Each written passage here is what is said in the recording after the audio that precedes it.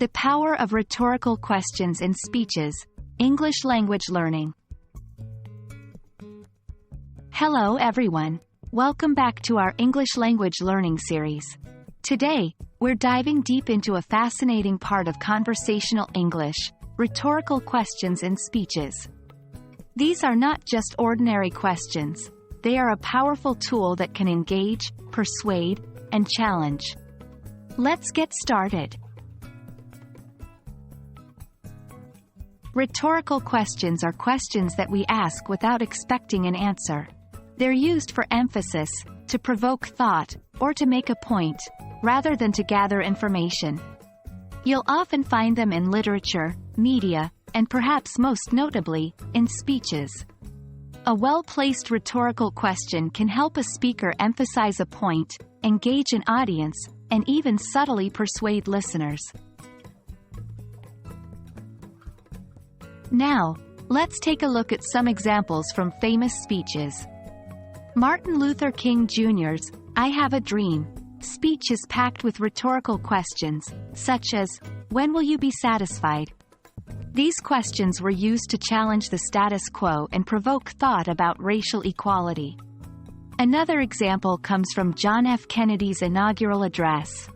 "And so, my fellow Americans, ask not what your country can do for you. Ask what you can do for your country." This rhetorical question was used to inspire a sense of responsibility and service to the nation. These examples highlight how rhetorical questions are used to emphasize points, provoke thought, and inspire action. So, how can you use rhetorical questions in your own speeches or presentations? Here are a few tips. 1. Use them for emphasis. Rhetorical questions can make your point more memorable.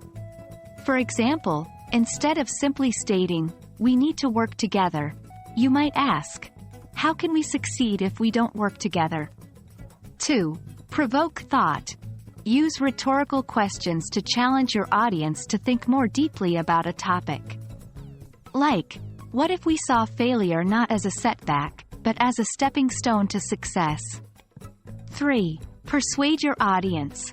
Rhetorical questions can help sway your audience to your point of view. Instead of telling your audience, "This change will benefit everyone," ask, "Who wouldn't want to live in a world where this change has occurred?" Remember, the key is to use rhetorical questions strategically and sparingly. Overuse can dilute their impact.